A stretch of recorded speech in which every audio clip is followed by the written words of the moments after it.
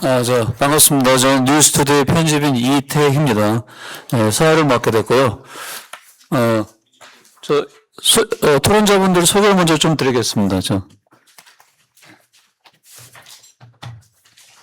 제가 본인이 말씀. 예. 앉아서 하시면 됩니다. 네.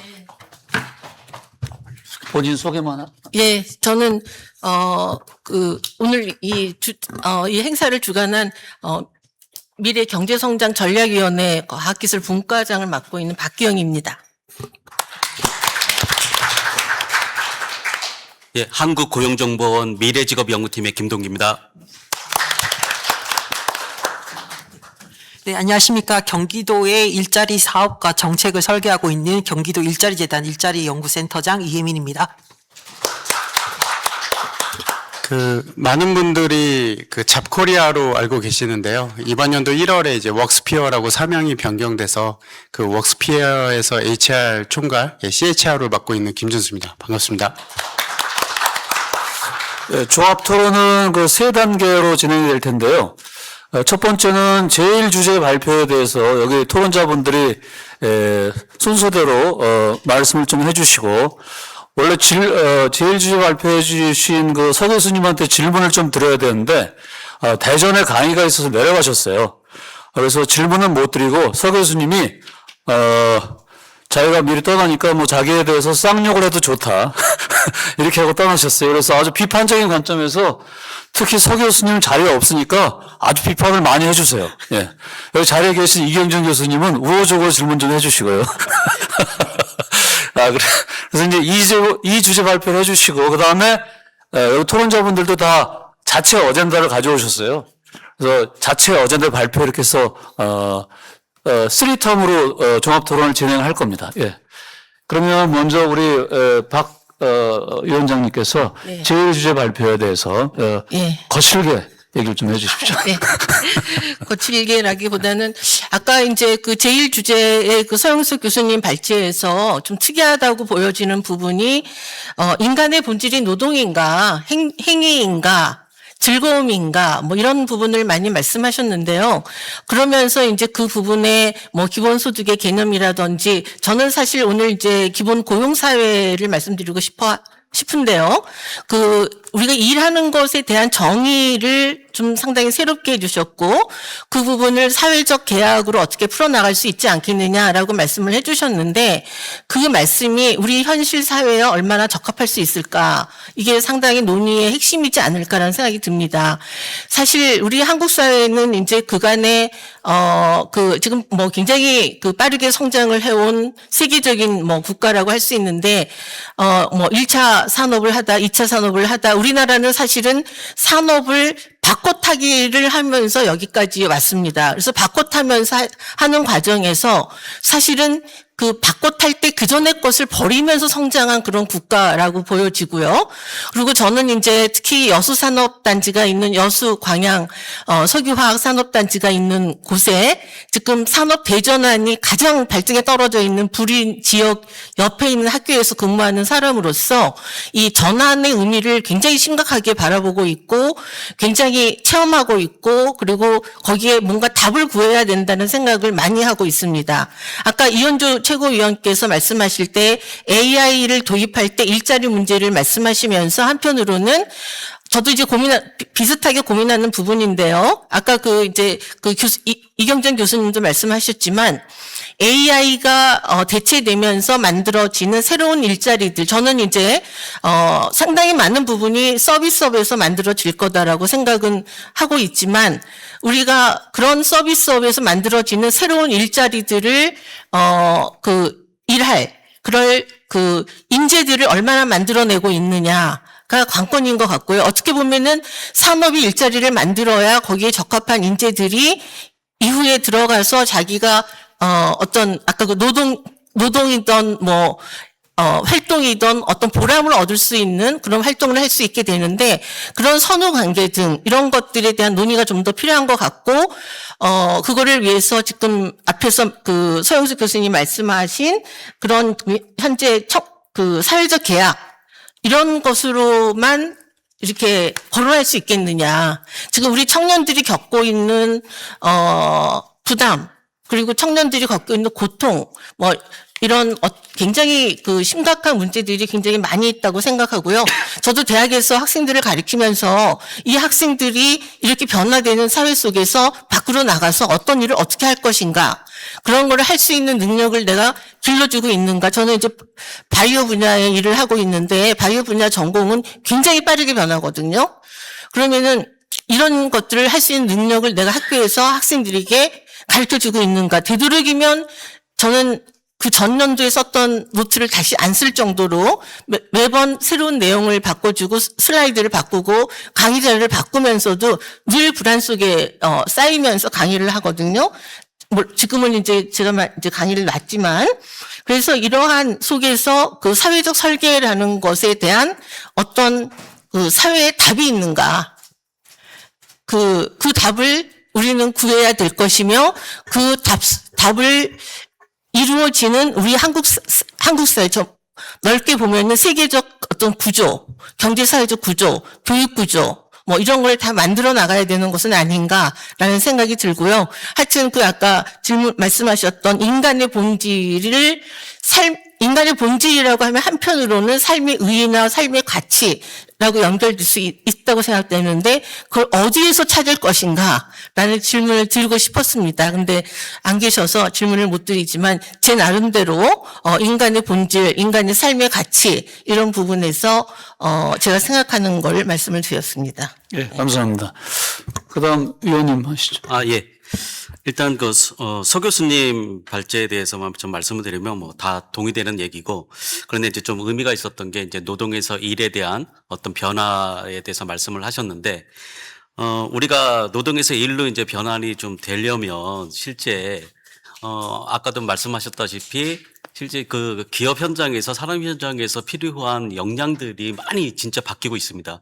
직무가 바뀌고 일의 구조화가 바뀌면서 그에 필요한 역량도 상당히 많이 바뀌고 있고, 저는 이제 주로 현장 인터뷰도 하고 뭐 통계 분석도 하고 그러지만, 현장 인터뷰를 하면 그런 사례들이 워낙 많아서 뭐 다 소개는 못 시켜드리겠지만, 결국은 그걸 통해서 이제 노동에서의 가치를 어디서 찾을 것인가, 그리고 그 필요한 역량이 뭔가에 대한 고민이 좀 필요하고, 그게 결국은 우리가 이제 그 정부에도 각 부처들이 있지만 특히 교육단에서 그 부분들이 이제는 좀 혁신이 좀 필요하다. 그 혁신 얘기를 하지만 진짜 근본적 혁신은 전혀 이루어지고 있지 않다. 되게 그냥 겉핥기식의 혁신을 지금 하려고 하고 있는데, 실질적으로 편하게 얘기하면은 뭐 AI를 통해서 뭐 지식이라든가 아니면 이런 정보, 이런 관련된 어떤 그런 역량이라든가 지식이 그렇게 이제 점점 가치가 떨어지고 기계로 대체가 되는 반면에 뭐 혁신이라든가 소통 능력, 감성이라든가 뭐 창의성, 그리고 진취성, 이런 것들은 결국은 어디서 우리가 취해야 될 것인가라는 거죠. 결국은 우리가 이런 것들이 앞으로 AI 사회에서는 더 중요한 역할을 할 것이고 그런 인재들이 더 요구될 것인데, 그러면 그런 학교단에서 그것들이 이루어진다는 거죠. 학교에서의 지식 전달보다는 학교의 성격, 아이덴티티가 바뀌는 거죠. 학교의 지식 전달 체계로서의 그 교육 과정이나 학교 체계가 아니고 이제는 그런 사회성, 소통, 그다음 감성, 창의성, 이런 거를 육성할 수 있는 장소가 돼야 되지 않느냐는 말씀을 드리고 싶고요.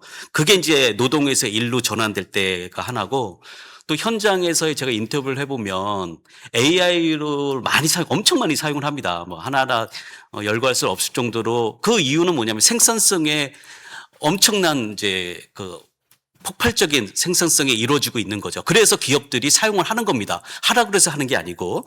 그런데 문제는 그럼을 통해서 이제 근로자들의 생산성이 향상된다는 거는 결국은 시간을 단축을 하고 그다음에 할 수 있는 업무량을 늘릴 수 있다는 거잖아요. 근데 그걸 통해서 아까 이제 서 교수님 말씀하셨던, 발제들이 말씀하셨던 그걸 통해서 더 인간적인, 더 창의적인 그런 업무들을 전환하는 게 하나가 있고, 예를 들어서 이제 변호사들이 이제는 판례를 조사하거나 이런 것들은 AI로 맡기고, 그 다음에 대신 어떤 걸 하냐면 클라이언트를 상담을 한다든가 전략을 짠다든가 이런 쪽으로 좀 넘어가고 있습니다. 대형 로펌들이. 또 하나는 뭐냐면 생산성 향상으로 해서 이제 그 그러니까 시간이라든가 단축된 시간이라든가 그 향상된 생산성에 대한 쉐어 부분이 남아 있어요. 그래서 이제 자영업자들은 1인 자영업자들은 생산성 향상을 통해서 워라밸을 이룰 수가 있는데 그러니까 자기가 자영업이니까.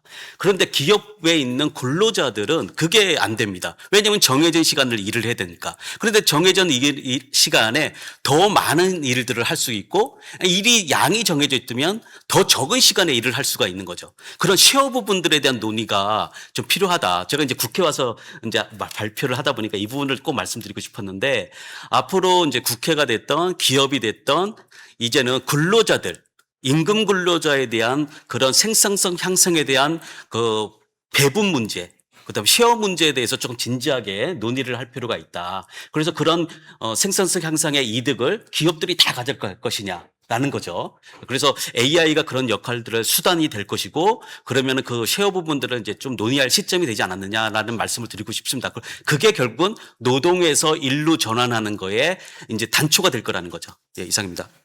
예, 중간에 제가 그 말씀을 들어보니까 두 분 말씀이 그 소영석 교수님이 말씀하신 그 새로운 사회계약, 노동이 아니라 관계에 의한 사회계약, 그리고 일종의 AI 기본소득 개념 같은 게 마지막에 얘기하셨어요. 근데 그 의원님도 이제 그런 쪽을 말씀하신 거죠? 아니요, 저는 AI 기본소득에서는 반대를 합니다. 그러면 마지막에 그 소득 문제는 뭘 그거는 말씀하신? 본인이 생산성을 올린 거에 대한 배분, 정당한 배분이고 네. AI 기본소득은 과연 인간이 왜 존재를 하는가에 대한 거죠. 이거는 좀 철학적인 부분인데 저는 기본소득 자체에 대해서는 반대를 합니다.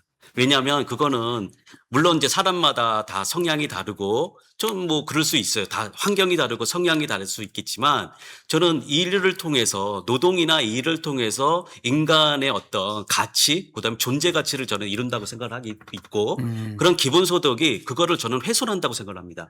그런 측면에서 기본소득과 제가 얘기하는 AI로 인해서 향상된 생산성에 대한 쉐어 부분은 다른 개념입니다. 알겠습니다. 그러면 그거는 나중에 어젠다 발표하실 때 좀 설명을 주십시오. 뭐 말씀하실 때. 예, 저도 제가 말씀드린 것이 그 AI의 기본소득을 의미한 건 아니고요. 예. 지금 아까 사회적 계약으로 우리 인간이 하는 행동에 대해서 그 평가를 좀 해보자라는 거고 그것에 대한 소득 부여 를 어떻게 할 거냐는 논의를 안 했거든요. 근데 그 논의가 있어야 된다고 생각하고요. 아까 이제 그 이경준 교수님은 GDP 개념까지 아까 이경준 교수님이 하셨던 GDP 개념까지 말씀하셨거든요.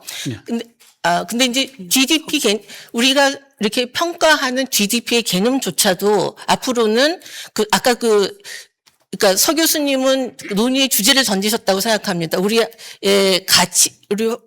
하는 행동의 가치를 어떻게 평가할 거냐고, 소득으로 어떻게 평가할 거냐에 대한 평가이고, 그럼 예를 들면 그거의 교수님, 총합이 GDP라고 그 보고, 교수님의 저작물을 네. AI가 학습한 데 대한 대가 같은 거를 염두에 두신 건가요? 예를 들면? 그 비용적으로 치러지는 그런 가치를 얘기한 거죠. 소득을 말씀드린 거죠. 그게 AI가 치르는 값이라고 생각한 건 아니죠. 예. 그 부분도 네. 발표하실 때 네. 좀 더 설명. 예. 예. 그다음에 센터장. 예. 네, 제일 주제 발표해 주시죠. 예, 지금 토론자 두 분이 지금 생각하시는 것과 저도 약간 동일한 맥락을 가지고 있습니다. 왜냐하면 지금 새로운 사회계약을 지금 말씀을 하시고 이제 떠나셨지만 사실 재원에 대한 얘기가 없으셨어요. 그러니까 재원 조달의 경로가 없다라는 것 자체가 지금 현재 기본소득, 그다음에 기본 배당, 기본 서비스로 구성된 지금 서 교수님 말씀하신 임금 없는 소득 체계를 그 부분에 대한 어떤 뒷받침할 근거가 지금 부재한 상황인 것 같습니다. 그러니까 저도 역시나 AI와 로봇 플랫폼이 만든 그런 생산성을 재원으로 지금 그 부분을 살짝 언급을 하셨는데 이 생산성을 과연 과세 메커니즘으로 어떻게 포착하고 누가 선정하고 또 어떤 거버넌스로 배분해야 될 것인지에 대한 설계가 지금 현재 이루어진 바가 없습니다. 물론 우리나라가 AI 프론티어 어떤 국가로서 이 부분을 잘 설계를 한다면 전 세계에 어떤 인사이트를 줄 수 있고 이니셔티브를 가져갈 수 있다고 저도 판단합니다. 그런데 그런 피지컬 AI가 지금 본격화되는 그런 4단계, 그 머지않은 미래죠. 그 미래에서 지금 로봇세, 데이터세, 그다음 플랫폼세, 그 중에서 어떤 수단이 한국의 헌법적 그리고 행정적 현실에서 작동 가능한지를 저희는 사실 토론을 하는 게 마땅하다고 저는 판단하지만 그 부분에 대한 어떤 지금 사회적 합의 합의를 이끌어낼 만한 토론이 현재 부재한 상황입니다. 결국 사회적 합의라는 게 우리나라에서 가장 힘든 과제인데 사실 이 부분이 논의가 되지 않으면은 사실 이 뒷단은 저희가 또 암울한 미래를 예견할 수도 있을 것 같습니다. 그래서 그런 부분에 있어서 새로운 사회계약의 재원 조달 경로, 그러한 정책 설계 부분이 사실 뒷받침되어야지 아까 발제해 주셨던 내용이 좀 더 탄탄하게 이루어질 수 있지 않을까 생각합니다.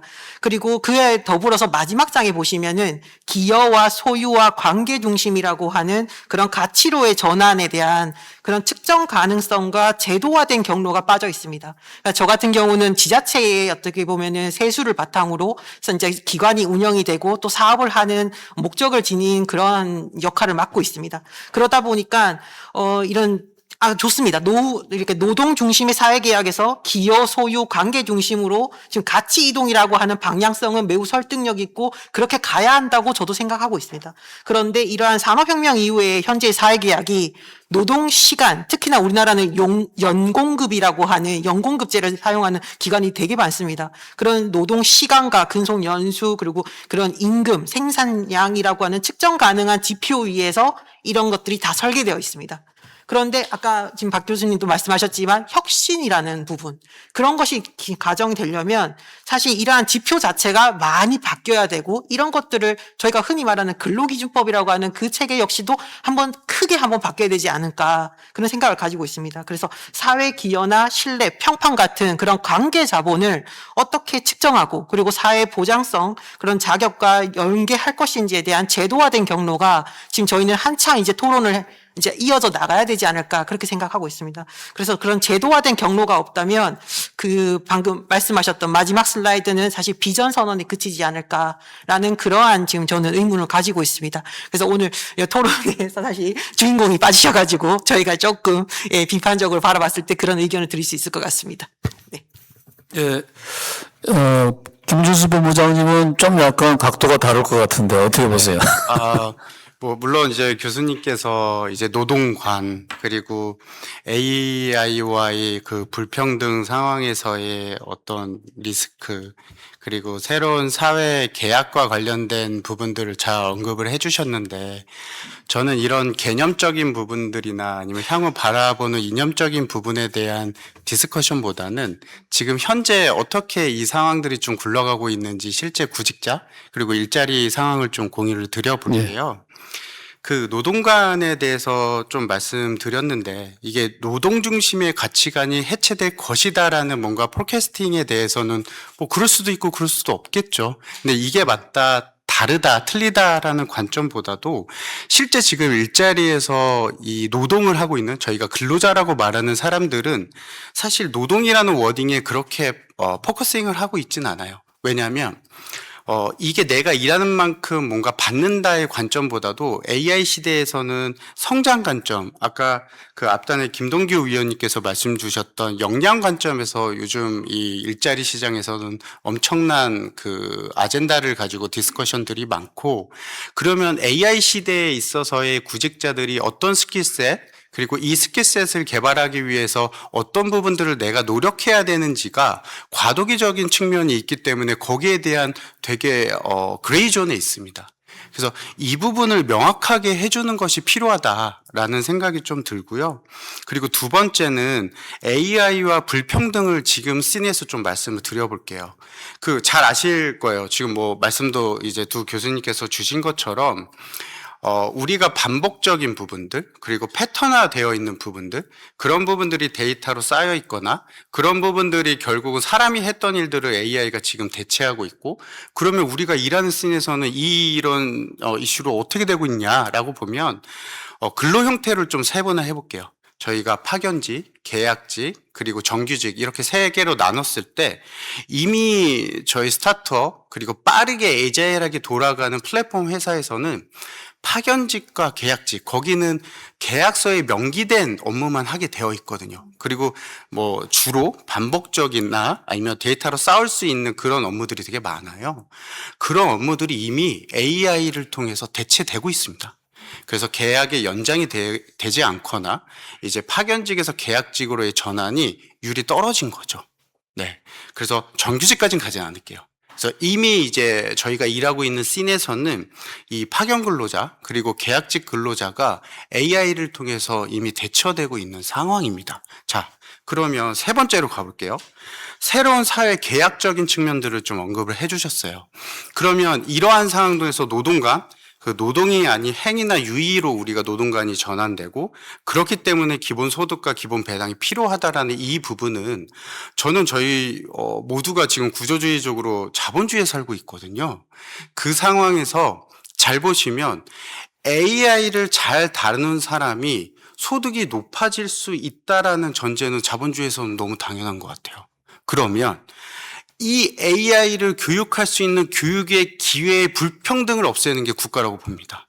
이게 이러한 노동 간의 변화 때문에 기본배당이나 기본소득을 우리 국가적으로 지켜줘야 돼라는 관점보다도 AI 시대로 국가 전체적으로 저희가 전환되고 있고 세계적으로 그러면 이 AI를 통해서 교육의 기회를 국가가 부여해주고 거기서의 습득 능력이나 활용 능력은 개인차거든요. 그로 인해서 부의 차등은 당연히 일어나야 되는 거 자본주의고요. 그러면 국가가 기본소득이나 기본배당보다도 AI 교육을 할 수 있도록 하는 기회에 대한 불평등을 없애는 데 집중을 해야 된다라는 그런 생각을 좀 해봤습니다. 상당히 새로운 사회개혁의 어떤 실무적인 방향과도 관련이 좀 있는 것 같습니다. 지금 시간이 제한되어 있기 때문에 일단은 진도를 빼겠습니다. 네. 그래서 다시 위원장님부터 제2주제발표 이경정 교수님 주제발표에 대해서 네. 얘기를 하시고 질문도 좀 주시면은 지금 답변을 준비하고 계십니다. 네. 이 교수님이. 예. 하여튼 아까 그 서 교수님 말씀에 하여튼 인간의 행동이 측정 가능한 재화로 측정 가능한 가치인가 그 문제가 하여튼 걸려 있다고 생각이 됩니다. 그리고 이제 두 번째 이경정 교수님 발제를 들으면서 저는 이제 늘 제가 떠올리는 영화 장면이 있습니다. 그 찰리 채플린의 모던 타임즈 영화가 생각이 나는데요. 그 모던 타임즈 영화가 1930년대 영화였는데 그때 정말 이 자동화가 이렇게 된다고 하면 일자리가 다 없어지지 않을까, 인간성을 상실하지 않을까, 굉장히 불안들을 해서 넘기면서 공황을 겪고 이랬던 시대가 지나가면서 지금 이제 굉장히 급속도로 성장한 시대를 살고 있고 또 한국은 그런 기술의 변화와 함께 인구 팽창이라고 하는 시대를 겪으면서 지금 우리 이 현재 그 경제의 경제 대국이라고 하면 할 수 있는 그런 국가를 이뤘고 반도체 1등 국가를 만들었다고 생각이 됩니다. 저도 개인적으로는요, 1981년도에 컴퓨터 코딩 작업을 하는 프로그래머였습니다. 그래서 그때 프로그램을 하면 종이에다 프로그램을 하면 타이피스트가 펀치를 해주고 그러면 제가 그거를 가지고 마그네틱 테이프로 전환해서 IBM 컴퓨터를 돌려서 작업을 했습니다. 근데 그러던 시대가 지금 AI 시대가 된 거예요. 근데 이 시대가 제 평생을 살면서 대학교 졸업한 이후 시대입니다. 그러면 한 40년밖에 안 된 시대에 이렇게 큰 변화를 겪고 있는데, 그러면서 한편으로는 이러한 변화 시대에 아까 제가 모던 타임즈 영화를 말씀드렸는데, 이 모던 타임즈의 영화처럼 영화가 틀렸죠. 결국은 굉장히 고용을 많이 일으켰고 지금 아까 교수님이 제본스의 역설을 설명하신 것처럼 어떻게 보면은 일자리를 해서 잠시 줄었을지라도 장기적으로는 산업과 직무와 수요를 굉장히 폭발적으로 증가시켰다.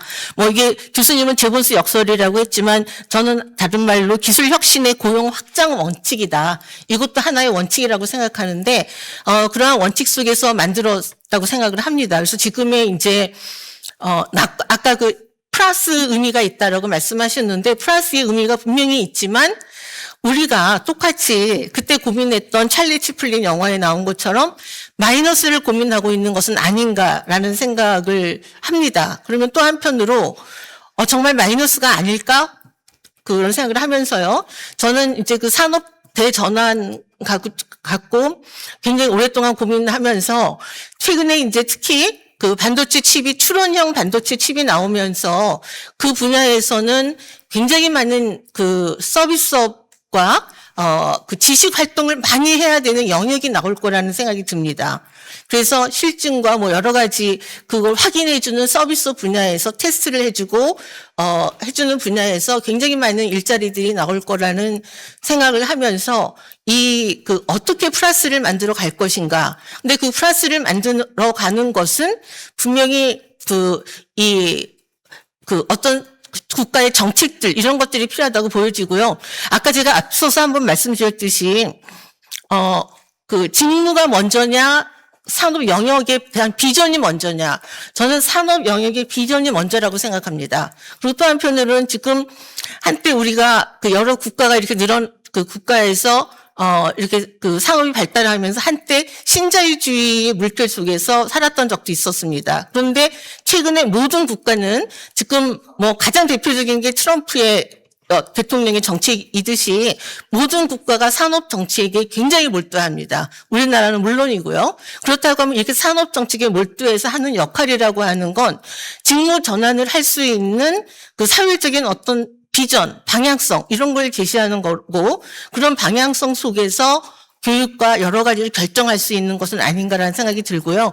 그런 측면에서 되도록이면 아까 교수님 말씀하신 플러스를 만들기 위한 어떤 노력들이 필요한데 저는 근본적인 질문은 정말 플러스일까? 똑같은 걱정을 하고 있는 것은 아닌가라는 생각을 하면서 이번에 이 기술혁명은 예전과 좀 다르지 않을까 걱정이 많이 됩니다. 그래서 그러한 준비를 국가적으로 뭐 여러 가지 측면에서 해야 된다. 다방면적인 준비가 필요하다. 이런 생각으로 질문 겸 제 고민을 말씀드렸습니다. 네. 이상입니다. 자, 그러면 이경준 교수님 간단하게 코멘트 해주실까요? 예, 저 뒤 마이크. 예.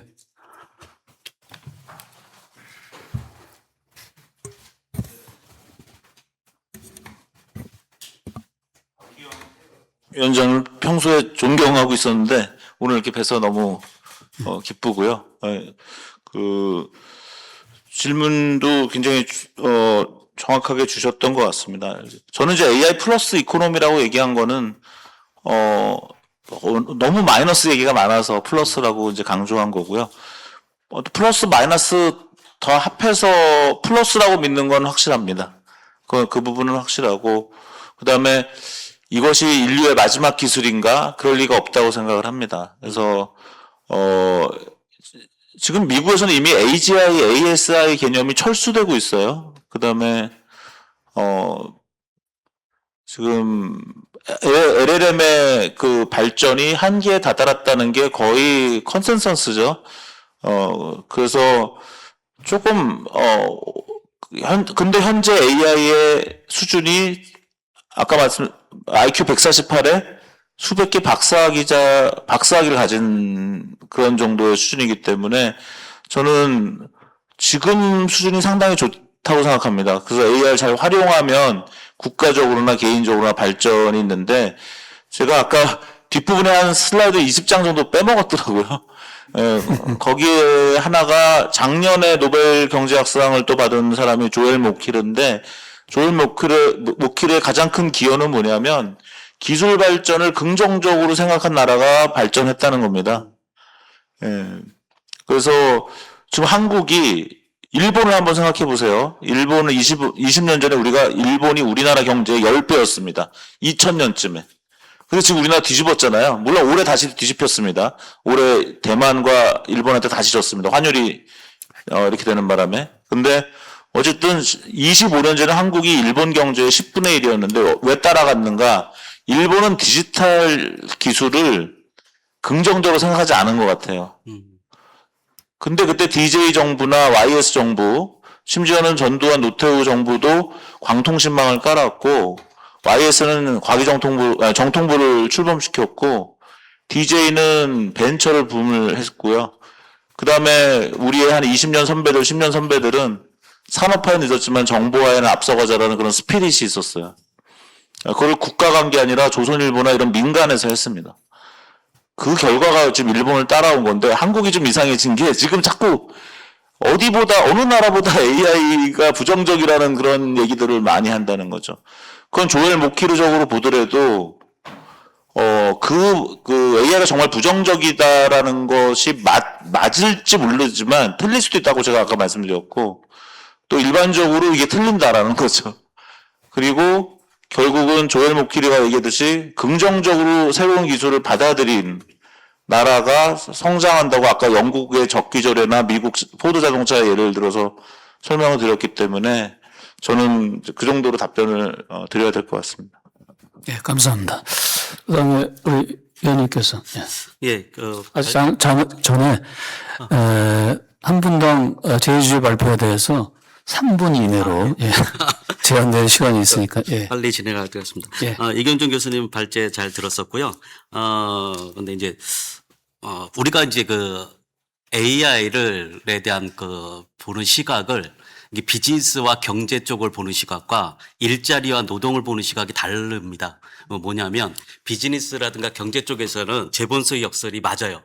그런데 일자리나 노동 측면에 특히 더 들어가면 개인 근로자 개인 한 명 한 명에 있어서는 재본소유 역설이 맞지가 않습니다. 왜 그러냐면 우리가 노동경제학에서도 일자리라는 건 이제 기술 혁신이 일자리에 어떤 영향을 미칠까라는 건 방향이 한 4가지가 돼요. 제가 이제 도표가 있으면 더 쉽게 이해가 될 텐데, 하나는 이제 시장 기술 창출로 해서 새로운 제품이 나와서 일자리가 늘어나는 거예요. 두 번째는 뭐냐면 시장이 그러니까 가격이 하락해서 시장이 형성이 돼요. 시장이 커져요. 그럼 소비 시장이 더 커지는 겁니다. 그러면서 일자리가 늘어나요. 이게 과거 우리가 제조업 시대, 제조업이 아니고 정보통신 정보화 시대까지만 해도 그게 맞아요. 그런데 지금은 어떤 게냐면은 또 하나 일자리가 감소되는 요인이 또 두 가지가 있냐면은 브라운관이 없어지고 새로운 구제품이 없어져서 일자리 소비 시장이 없어지는 거, 시장 자체가 없어지는 거. 두 번째는 프로세스가 단축돼요. 자동화돼요.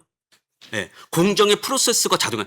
예를 들어서 우리가 제조업에 10단계가 있으면 이게 8단계가 없어지고 2단계가면 돼요. 그럼 8단계에 있는 인력들이 다 없어지는 거예요. 이러면서 플러스 마이너스로 해서 일자리가 최종적으로 결정이 되는데, 이게 과거에는 그게 맞았어요. 네, 결국은 국가 단위에서는 그리고 먼 시각에서는 멀리 봤을 때는 그게 맞아요. 그런데 지금 AI는 그걸 뛰어넘는 겁니다.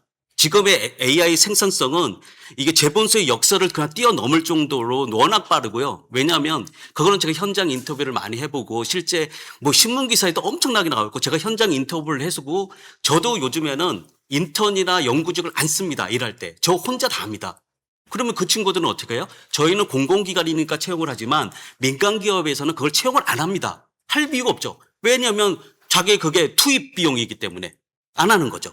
그래서 그거를 하나 볼 필요가 있고, 두 번째는 우리가 정책에서 뭘 관점을 가져야 되냐면, 우리가 국가의 미래를 봤을 때는 항상 이제 서 교수님, 그러니까 이경정 교수님 말씀하셨던 긍정적 마인드로 우리가 봐야 됩니다. 그건 당연합니다. 이경정 교수님의 말씀에 전적으로 동의를 하는데, 우리가 근로자나 국민들 당시대의 근로자 개인을 우리가 정책의 대상자로 했을 때는 그렇게 해서는 안 돼요. 왜냐하면 내가 마부였는데 마부가 없어졌어요. 근데 내가 마부를 했는데 자동차를 배울 그게 없는 겁니다. 배울 수 있는 능력도 없고, 그러니까 시간이 촉박해서 그걸 할 이유도 없고, 그다음 기술도 없고, 기회도 없는 그런 데로. 그럼 근로자 개인 입장에서는 상당히 엄청나게 불행한 시대를 살게 되는 거죠. 그래서 우리 정책의 방향은, 우리가 노동 정책의 방향은 그런 쪽으로 가야 된다라는 말씀을 좀 드리고 싶습니다. 그래서 우리가 정책을 볼 때는 우리가 분야나 어떤 그거에 따라서 좀 달리 볼 필요가 있다는 말씀을 드리고,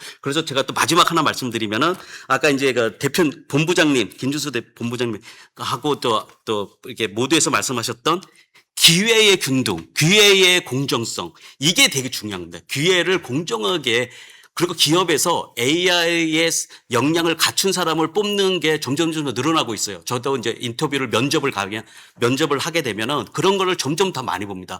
그리고 청년들이 AI 역량을 갖출 수 있는, 물론 역량도 여러 종류입니다만, 그거를 갖출 수 있는 기회를 공정하게 제공하는 게 우리 정부의 역할이다라는 말씀을 드리고 싶습니다. 이준희 교수님, 그건 답변하셔야 될 것 같은데, 재본수 역설이 노동자한테 좀 해당이 안 된다. 그런 취지 말씀. 예. 안 한다는 거는 재본소 역설은 노동자에 대해 얘기한 게 아닌데, 아까 제가 번역가 얘기를 했잖아요. 제가 아까 그 AI가 없던 시절에는 제가 중국어판, 스페인어판, 포르투갈어판을 내놓으려면 너무 비싸서 안 돼요. 근데 지금 AI 시대는 제가 포르투갈어판도 내놓을 수가 있거든요. 그러면 그 마지막 마무리는 포르투갈어를 전공한 분이 한다라는 거죠. 그렇기 때문에 개인에서도 재분수 역설이 일어나는 거예요, 사실은. 그래서 저는 그렇게 얘기할 수 있는데, 근데 아까 그 시각이 다르다는 건 너무나 맞는 말씀이고요. 그래서 모든 정책이 사업을 해본 사람과 안 해본 사람으로 나눠집니다. 사업을 해보면 최저임금을 급격하게 올리는 게 얼마나 안 좋은 정책인가 알게 되는데, 그래서 사실은 뭐 비즈니스 관점과 근로자의 관점이라는 그 말은 동의하고요. 네. 그래서 그 두 가지 관점, 그래서 우리가 정책을 뭐 비즈니스 관점에서는 비즈니스 정책을 해야 되는 거고, 근로자 관점에서는 근로자 관점 정책을 해야 되는데, 한번 그렇게 보죠. 지금, 그래서 실업자가 많이 늘어났나요?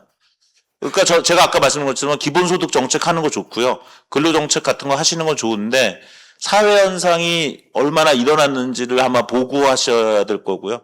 그래서 제가 최근에 쓴 칼럼도 뭐냐면, 그러면 그 격차를 줄이는 방법은 뭐냐? AI를 굉장히 빨리 도입해야 된다는 거예요. 모든 사람의. 아까 우리 김준수 가치성장 본부장님이 말씀하셨잖아요. 결국 격차는 교육에서 일어나는데 AI 교육을 세게 해줘야 된다는 건데, 한국은 지금 미국, 중국보다 AI 교육이나 AI 활용 교육, 그다음에 아까 제가 AI 디지털 교과서는 심지어는 민주당이 그걸 좌절시켰습니다. 말이 안 되는 거예요. 그러니까 그러면 AI 디지털 교과서 좌절시키면 부자들은 어떻게 할까요? 사교육 하죠. 문재인 정부 때는 초등학교 1, 2, 3학년 영어 교육을 금지시켰거든요. 그거 누구한테 좋을까요? 가난한 아이들이 초등학교 때부터 1, 2, 3학년 때부터 영어 교육을 받아야 더 부자가 되죠.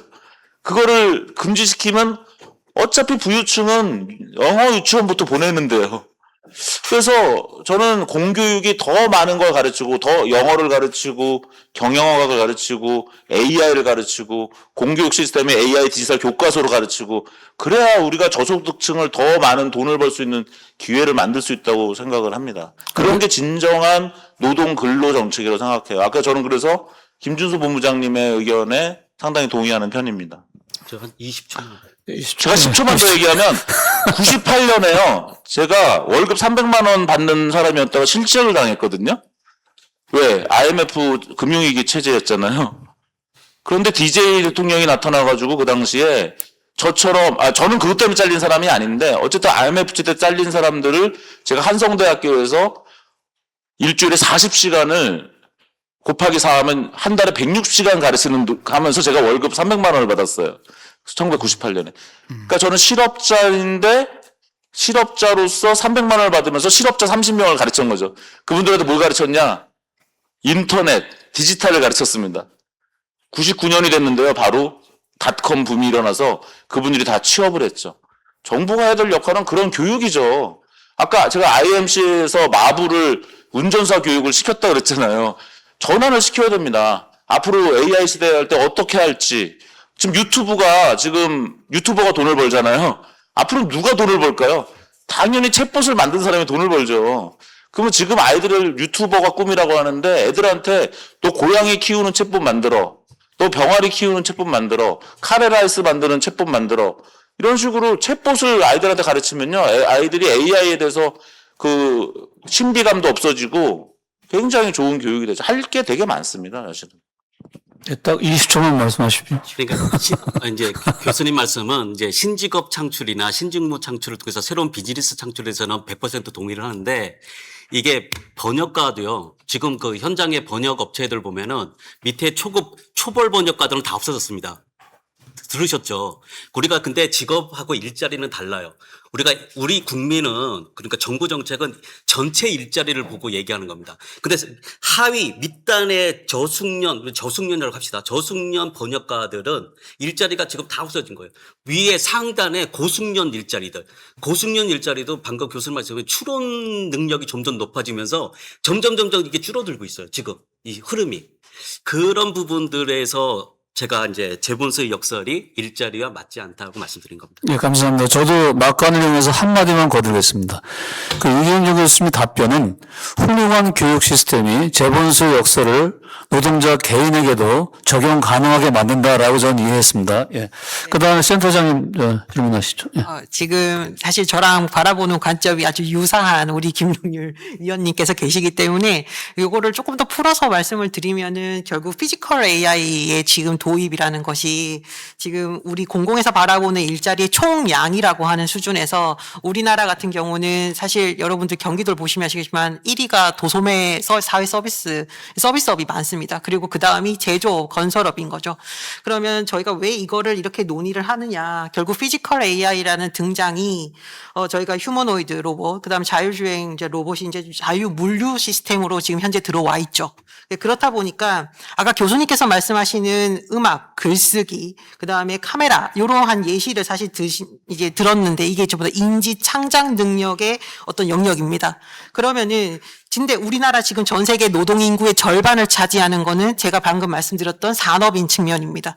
즉 전 세계 인구 절반이 지금 종사하는 이 일자리에 있어서의 이 영역이 지금 욕망 확장이 일자리로 갈 수 있느냐라는 교수님의 그 아젠다에 지금 적합할까? 예, 이제 개개인으로 봤을 때는 더 이게 큰 문제다라고 하는 것을 지금 김동률 위원님께서 또 이제 연구위원님 말씀해 주신 거죠. 그러니까 저희가 이게 욕망 확장이 이제 어떤 일자리를 더 만들고 그걸 개개인의 자기 어떤 기회를 못 얻은 사람이 이거를 능력을 펼칠 수 있는 기회를 어떻게 받을 수 있고 국가는 어떻게 지금 마련을 해야 되고 자 그러한 부분이 아무래도 지금 두 분이서 나누는 대화의 핵심인 것 같고 저 역시도 사실 그 부분이 가장 고민입니다. 저희가 한정된 세수로 어찌 보면은 아무런 그런 재원 없이 어떤 사업을 할 수도 없는 환경이고 그리고 그런 사업을 하려면 이미 프론티어적으로 나가는 강사분이나 어떤 교육자들도 필요한데 지금 한국은 지금 당장의 어떤 밑단에서 방금 말씀하셨던 밑단에서의 어떤 경험이나 모든 기회를 지금 그러니까 박탈당하고 있는 입장인 거죠. 그러니까 내가 의도하지 않았는데 내가 가진 능력은 그거밖에 없는데 피지컬 AI라는 녀석이 너무 훌륭하게 지금 말씀하셨던 아틀라스가 지금 뭐 저희가 보이는 것처럼 훌륭하지 않다라고 말씀하시면 그거는 시간이 곧 해결해 줄 문제입니다. 그거는 해결해 줄 거고 그럼 당장의 근미래 즉 저희 피지컬 AI로 따지면 한 4단계 수준이 되는데 그 4단계 수준이 지금 도래했을 때를 대비한다면은 이 일자리에 있어서의 개개인이 느끼는 그 격차는 너무나 클 것이고 그리고 가진 재주가 아까 말씀하셨던 인지, 창조적 관점에 있어서의 능력이 매우 부재한 사람들은 더 위기의식을 느낀다라는 것입니다. 그래서 그런 부분이 어느 측면에서 저희가 막 교육이면 교육, 그 다음에 저희가 어떤 행정 체계에 있어서 방금 말씀하셨던 뭐 어떤 헌법적이나 행정적인 어떤 안정망이라고 하는 사회 안정망의 속도가 우리가 직업 능력을 대체할 수 있는 이 속도와의 그 시간차를 어떻게 메울 수 있을까 그런 고민을 좀 해보셨는지 그래서 그런 것들이 혹시 답이 있으시면 좀 말씀해 주시기 바랍니다. 한 1분 정도만 얘기해 주십시오. 네. 일단 우리는 진짜 세계에서 드문 자유민주주의와 헌법의 입헌 민주주의를 갖고 있죠. 그렇기 때문에 사실 걱정할 게 하나도 없습니다. 앞으로 문제가 발생하면 우리가 잘 투표하고 해서 정책으로 갈 겁니다, 아마. 제일 문제는 그걸 미리 활용하려는 제가 아까 파퓰리즘적 기본소득이니 그 돈 나눠주는 정치 때문에 문제인데 저는 그 피지컬 AI가 되면 어떻게 될까요? 아마 지금 벌써 젊은 사람들이 어촌에 많이 간다고 합니다. 예, 그리고 점점 어촌에 가서 이제 로봇으로 물고기를 잡겠죠, 앞으로. 그래서 결국은 젊은 사람들이 농어촌으로 가서 그 로봇으로 이제 그 농사를 짓고 수산업을 하게 될 것 같고요. 거기서 많은 가치가 창출될 것이고, 그 다음에 도시는 더 깨끗해지겠죠. 아마 청소 근로자가 훨씬 더 늘어날 것입니다. 청소 로봇이 많아지면 그 청소 로봇은 누군가는 관리해야 되거든요. 지금 중국은 이미 그거 하고 있습니다. 중국은 일자리 걱정을 하는 게 아니라 중국은 오히려 그럴 시간에 로봇을 관리하는 인력을 엄청 교육하고 있잖아요. 한국은 오히려 많은 규제를 풀어서 로봇이 들어갈 자리를 만들고 그 로봇을 사람들은 편안하게 그 로봇을 관리하는 일을 해야 돼요. 그래서 청소를 힘들게 하지 마시고 청소 로봇을 풀면 도시는 더 깨끗해지고 그 청소 로봇을 1인당 한 명이 뭐 30개를 관리하든 50개를 관리하든 그런 구조로 가야 되죠. 그래서 너무 로봇 사회를 두려워할 필요가 없는 거죠. 로봇이 굉장히 많은 일 할 게 많아요, 지금도. 우리가 그동안 포기하고 살죠. 얼마나 도시에 지저분한 데가 많습니까? 그 다음에 지금 우리 막 쓰레기통에 나눠서 버리는데 앞으로는 로봇이 다 고를 거예요. 재활용인지 아닌지 이거를. 그럼 미국처럼 그냥 아무렇게나 버려도 됩니다. 그러니까 그런 것들을 다 로봇한테 시키고 많은 그 저숙련 인력들은 그 로봇을 관리하는 인력을 그런 노동에 종사함으로써 일자리를 줄 수 있다고 생각을 하는 편입니다, 저는. 네. 그래서 상상을 되게 저도 고통스럽게 많이 하고 있어요. 예, 감사합니다. 마지막 김준수 본부장님. 네. 뭐 사실 이경정 교수님 그 강의를 듣고 전 사실 많이 배웠고 그 사고의 확장을 할 수 있어서 내용에 대해선 100% 서포티브한 상황이고요. 그 상황 속에서 지금 실제 일자리를 찾고 있는 구직자 그리고 내부의 구성원들이 어떤 감정으로 있는지 좀 말씀을 드릴게요. 사실 AI 시대에 지금 도입이 되고 나서 지금 과도기인 것 같아요. 예, 이게 어느 정도 이제 지나게 되면 진입장벽이 낮아지고 왜냐하면 이 기술은 일정 부분의 구독료와 그리고 내가 의지가 있으면 누구나 학습할 수 있다가 지금 되게 대표적인 기업들의 프라이싱 전략이고 이들이 진입장벽을 높이지 않을 거예요. 왜냐하면 그러면 본인 서비스가 안 팔리거든요. 그래서 시간이 지나면 어느 순간에는 이게 이제 기본 역량이 될 건데 지금 한번 들여다볼게요. 구직자의 마인드와 그다음에 실제 이제 근로자들의 그 마인드를 들어보면 되게 불안감이 큽니다.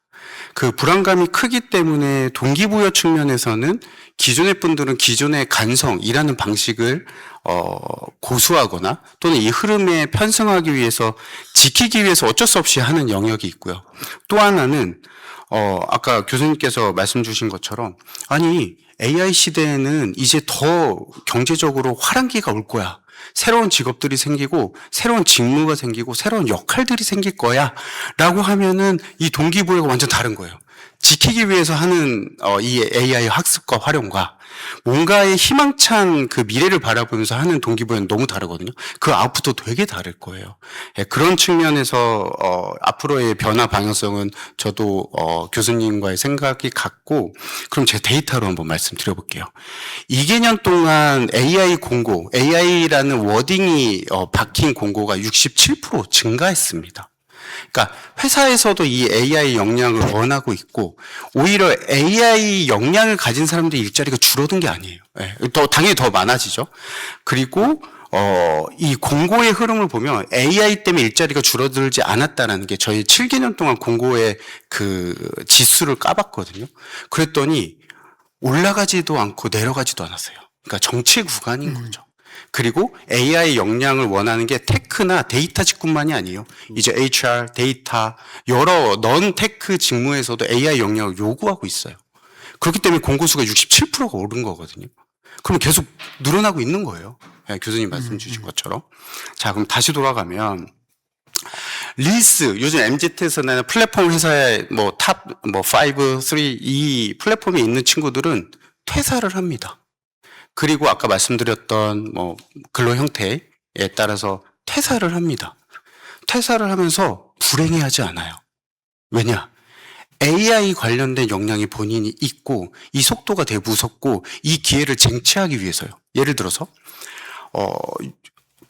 우리 국내에서의 빅 플랫폼에 종사하고 있는 한 개발자 좀 마케터는 릴스에 올려요. 본인의 퇴직 스토리를.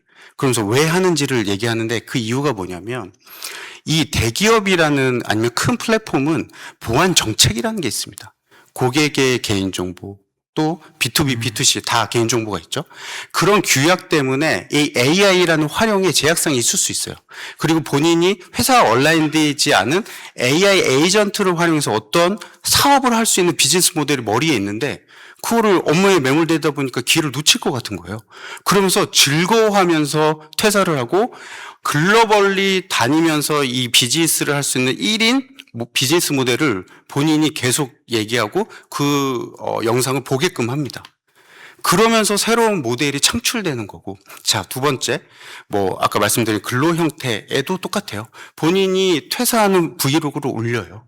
그게 불행한 게 아닙니다. 네, 실질적으로. 왜냐하면 기회가 있거든요. 본인이 알고 나가는 거예요.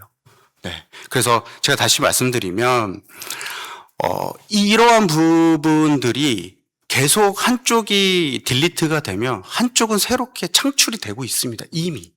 네. 그러면 국가적인 측면에서 다시 돌아가면 교육의 균등. 근데 한 달의 구독료가 제대로 쓰기 위해서는 20만 원 정도가 돼요.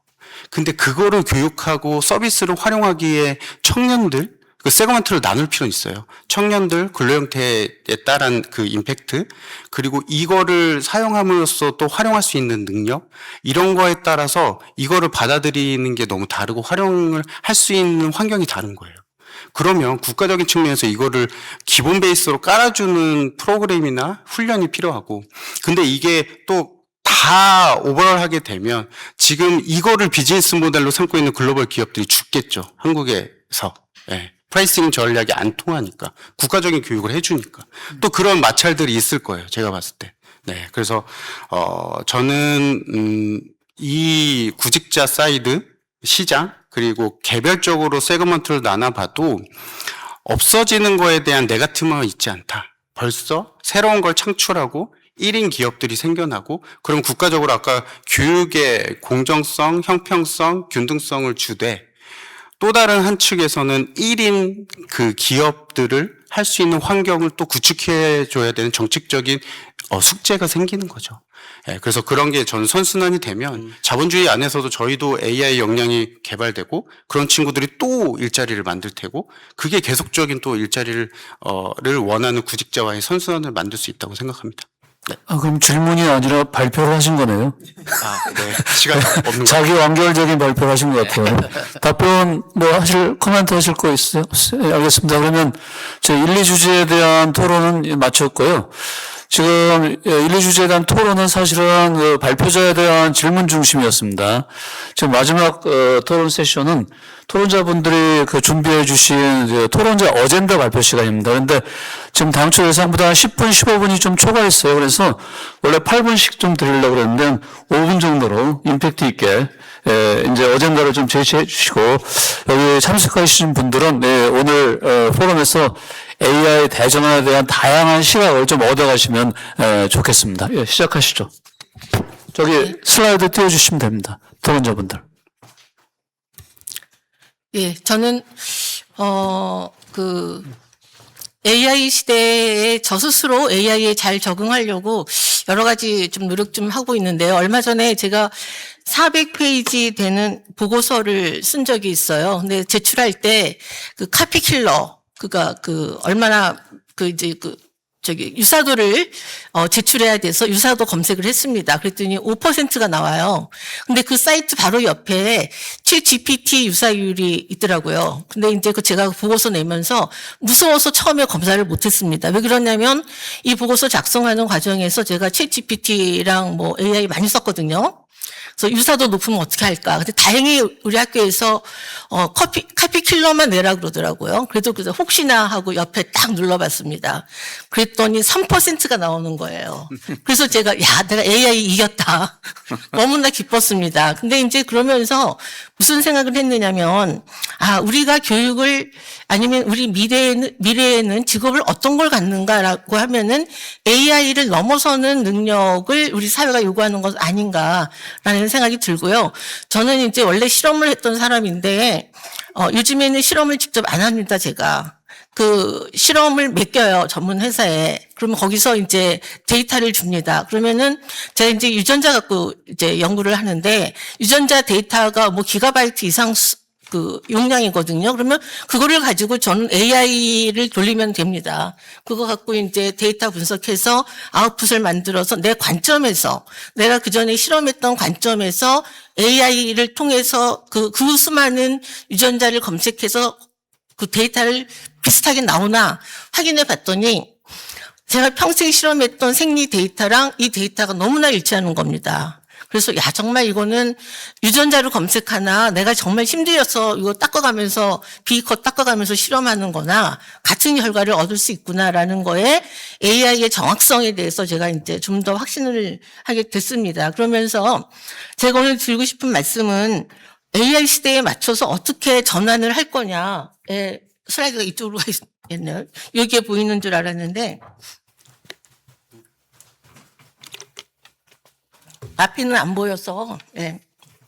그래서 제가 지금 드리고 싶은 말씀은 이런 AI 시대 때 제가 현재 저는 AI 시대에 우리가 다 진입을 하지 않았어도 제가 연구 현장이나 학교 현장에서 겪고 있는 이러한 AI의 체험을 통해서 우리 사회가 앞으로 모두가 AI 시대에 살 수 있도록 할 수 있는 어떤 전환. 근데 그 전환이 기회에 대해서는 상당히 열려있는 아까 그 참여 말씀하셨었는데 이경준 교수님께서 그러한 참여와 이런 포용적 전환, 참여가 보장되는 접근 권한은 굉장히 많이 열려있는 그런 포용적 전환과 함께 아까 제가 처음에 그래서 그 노동의 사회적 계약 그걸 제가 질문을 드렸듯이 일할 권리도 권리라고 생각합니다. 그래서 일할 권리가 좀 보장되는 그래서 전환할 권리와 일할 기회가 좀 보장되는 그런 사회 그러면서 의사 결정에 우리 굉장히 시민 의식과 이런 걸 하는 말씀을 아까 해주셨는데 의사 결정에 참여가 제도적으로 보장되는 사회라는 측면에서 포용적 전환과 그 고용 기본 사회라는 측면에서 말씀을 드리고 싶습니다. 그래서 제가 아까 말씀드렸듯이 AI의 활용은 이미 우리가 너무나 많이 지금 하고 있는 그 시대적 흐름이다라는 생각이 들면서요. AI를 이제 이렇게 빠르게 채택되는 우리 사회 속에서 중요한 거는 뭐냐라고 하면 이러한 그 전환이 어떠한 사회적 질서와 제도 속에서 이루어지고 있느냐. 그리고 이 접근성을 어떻게 많이 확대하고 보장해주고 있는가 이런 점들이 중요하다고 생각하고요. 이거는 전환의 규칙, 법제도, 사회적 규범 이런 것들을 사회적으로 만들어가야 된다라는 생각이 들고요. 그리고 이 부분에 있어서는 지금 인공지능에 대한 우리 한국 사회가 어디까지 와 있는지 얼마나 어떤 직무가 어떻게 되는지에 대한 정확한 정말 연구들이 제대로 없지 않는가라는 생각이 들고요. 저도 이걸 준비하면서 여러 책들을 찾아봤는데 책들이 별로 없습니다. 그래서 인공지능이 야기할 이런 노동수의 변화를 분석 예측하고 일자리 감소의 영향을 최소화하면서 이 AI를 통한 개인의 삶의 질과 인간의 존엄성을 유지하면서 이 사회적 경쟁력, 개인의 경쟁력, 국가의 경쟁력을 제고할 이런 방안을 모색해야 된다라는 생각이 듭니다. 제가 두 번째 슬라이드에서는 이제 한국 경제 구조적 문제들 이런 건 말씀드렸는데 시간이 없으니까 이건 생략하기로 하고요.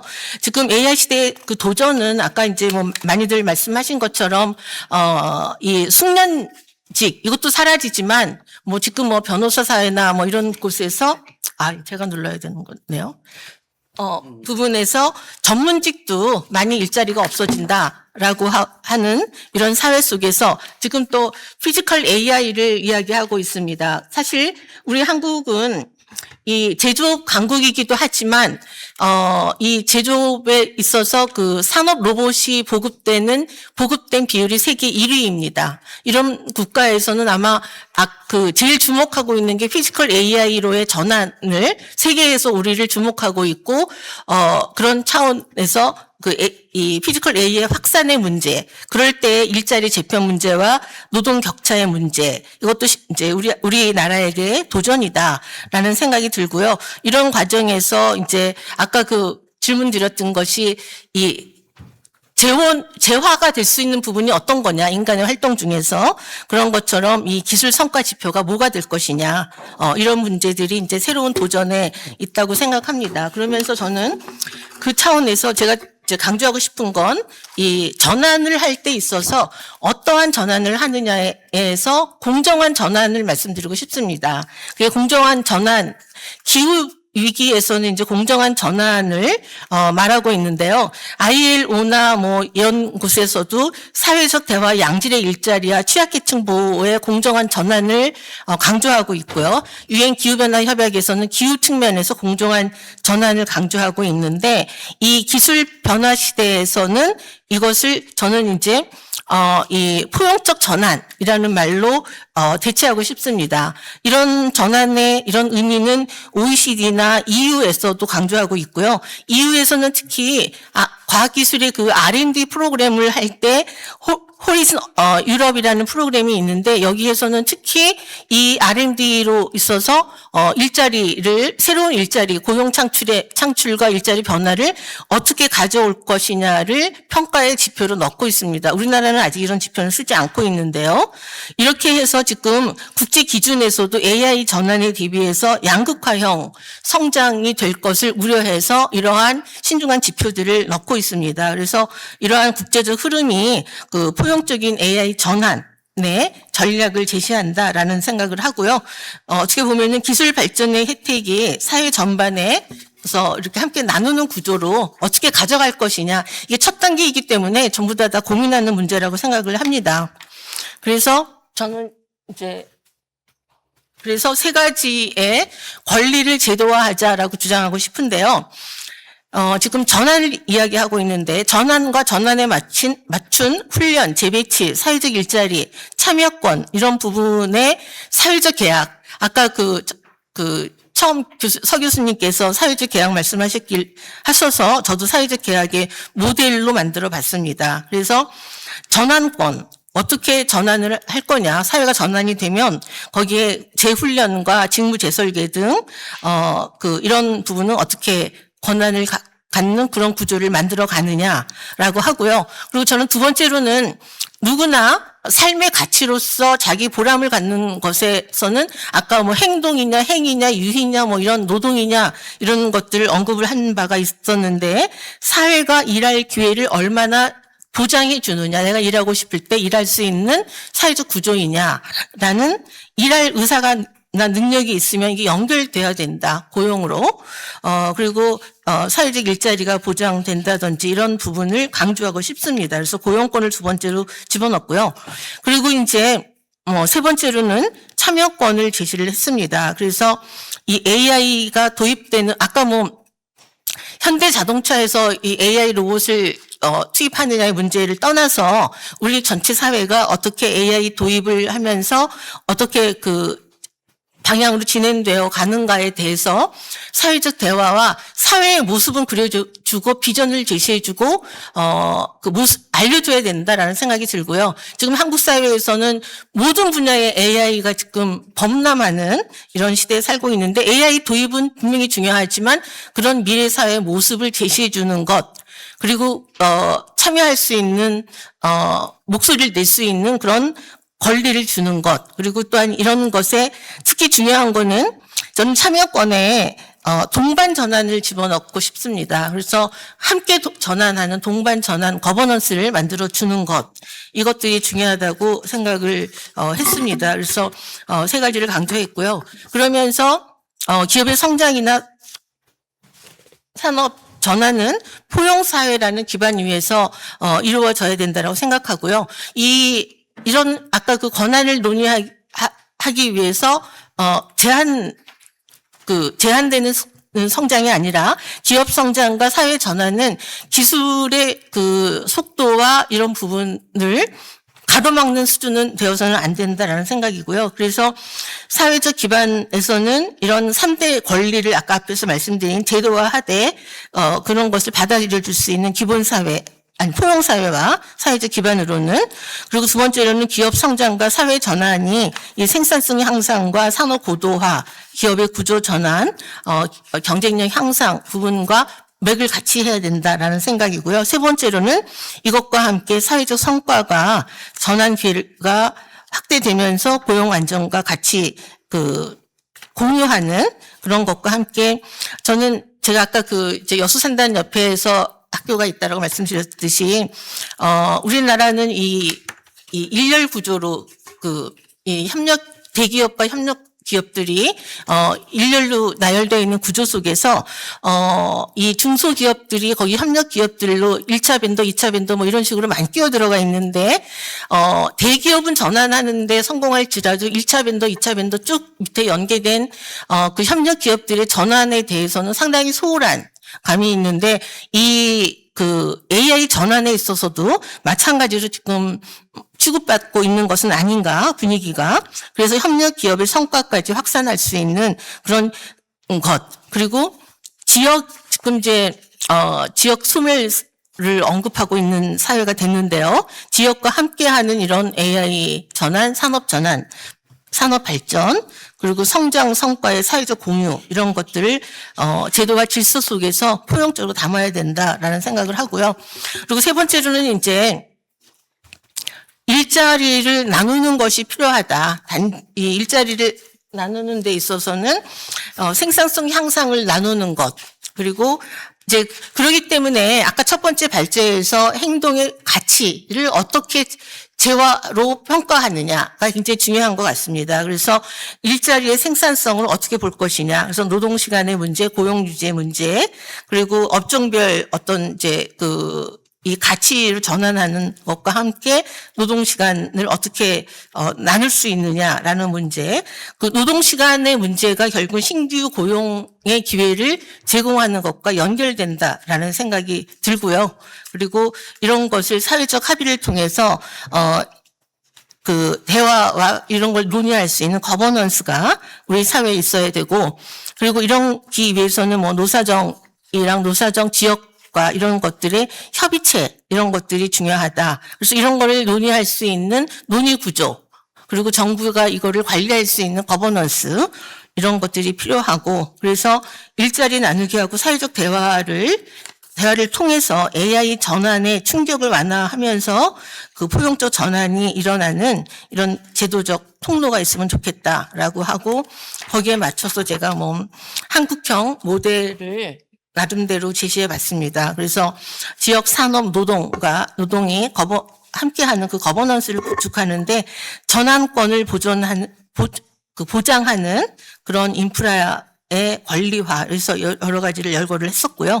그리고 거버넌스는 고용권과 참여권을 보장하는 그런 거버넌스 구축이 필요하다라는 생각이 들었습니다. 그래서 최종적으로 결론을 말씀드리면 결국은 기업 발전과 기업 성장을 촉진하면서도 그 성과가 사회 전체로 확산될 수 있는 전환의 질서와 제도를 설계하는, 아까 그 첫 번째 말씀하셨던 교수님 말씀처럼 사회적 계약이든 사회적 모델이든 어떤 것들을 갖춰 나가면서 논의를 했으면 좋겠다.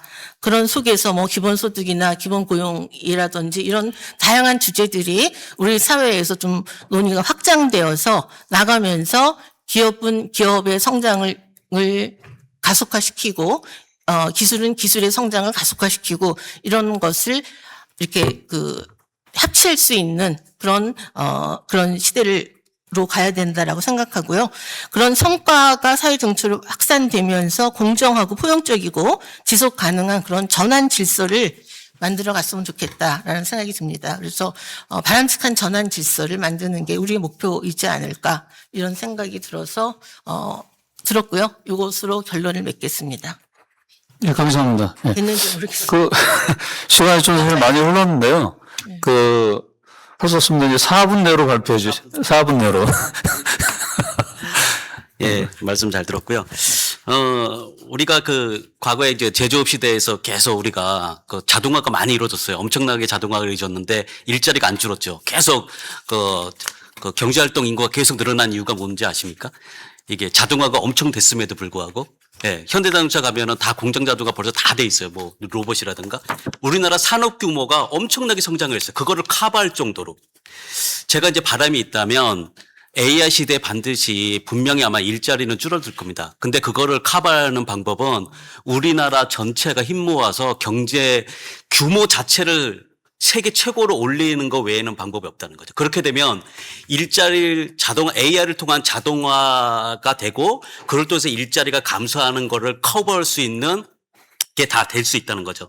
그게 제 바람을 하나 말씀드리고, 제가 왜 이 바람을 말씀드리냐면, 제가 이제 뭐 연구 보고서도 많이 쓰고 어디 가서 발표를 하고 그래도 마지막에 지금 AI 시대에 뭐 여러 가지 대안이나 방안 같은 걸 내놓잖아요. 내놓는데, 이런 것들이 되게 이걸 전체를 이렇게 진짜 획기적인 방안이 될 수 있을까라는 것에 대해서 계속 확신이 안 들고 확신조차도 아니고 의문이 많이 드는 거죠. 되게 이제 좀 아주 부수적인 그런 대안이 될 수밖에 없다는 그런 어떤 자괴감 같은 것들이 많이 들어서 제가 이제 말씀을 드렸던 거였고요. 자, 다 넘어가서 우리는 이제 이거를 좀 한번 봐주시면 좋겠는데 제가 이제 작년에 이제 보고서를 이제 작성을 했었고 연구 보고서를 작성했던 건데 뭐 제가 이제 드릴 말씀은 원래 이제 그 위원장님이 다 말씀을 하셔서 워낙 정리를 잘 해주셔서 요것만 말씀드리고 제가 끝내겠습니다. 우리가 제조 시대나 AR 통해서 이제 자동화가 많이 일어납니다. 로봇도 그렇고 피지컬 AI도 그렇고 이제 자동화가 계속 이루어지고 있는데 그거는 현재까지 이루어진 상황이고 최근에 이제 현장의 인터뷰라든가 조사를 해보면 일의 재구조화가 일어나고 있습니다. 그래서 예를 들어서 기자분들도 기자의 여러 가지 단계가 있는데 그 중에 뭐 자동화할 수 있는 부분이 이제 축소가 되거나 이런 식으로 일이 재구조가 되고 있습니다. 그런 축소가 되거나 아까 이제 그 교수님 말씀하셨던 새로운 비즈니스라든가 직무가 또 탄생을 하는 거죠. 윤리라든가 뭐 법적인 부분들 AI 관련해서 그 관련해서 새로운 비즈니스라든가 직무들이 좀 나타나는 그런 모습들을 현재 보고 있습니다. 그래서 그리고 이제 조금 더 좀 이렇게 그 AI 도입이라든가 이제 발전 속도가 빠른 곳은 일의 재정의가 지금 일어나고 있거든요. 이게 무슨 얘기냐면은 이게 이제 회계사 같은 경우도 이제 회계 업무 자체보다는 나중에 검증이라든가 인간으로서의 검증 업무 그리고 변호사 같은 경우도 판례를 조사든가 이런 거를 뛰어넘어서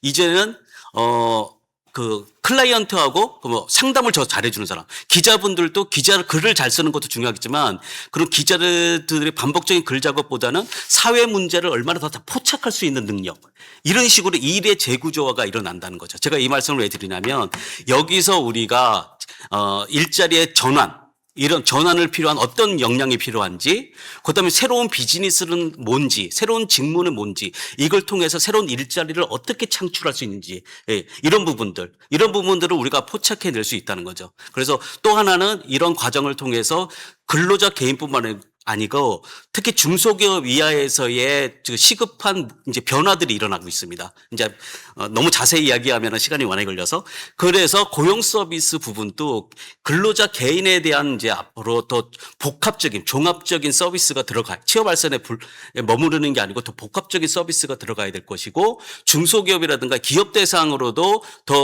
그러니까 본인들의 중소기업의 일의 업무가 AR을 통해서 어떻게 재구조화 일어나는지 새로운 직무가 필요한데 그 직무에 대해서 어떻게 교육 훈련이 돼야 되는지 이런 것들을 이제 중소기업에서는 사기가 쉽진 않거든요. 그래서 이제 그런 것들이 정부 단에서 고용 서비스 조금 복합적인 고용 서비스 플러스 차원에서 이런 것들이 좀 된다면 우리가 AI를 통해서 산업 규모가 더 커지면 다행이겠지만 그게 이제 제일 큰 바람이고 만약에 그렇지 않다면 AI를 통해서 이 경착륙을 최대한 연착륙할 수 있는 그런 우리가 이제 부수적인 자질구레한 노력들을 우리가 되게 많이 해야 된다. 제가 왜 자질구레하는 이 부정적인 말씀을 드리냐면 이 산업 규모 자체를 완전히 키우지 않으면 이제 요즘에 이제 방산이라든가 여러 가지 있잖아요. 이것들이 저희는 우리나라의 산업 규모를 희망이 보입니다. 방산을 통해서 여러 가지 전방위적인 산업의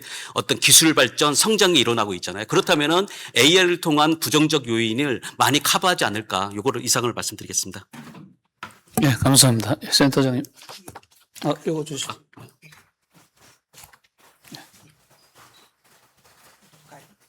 네.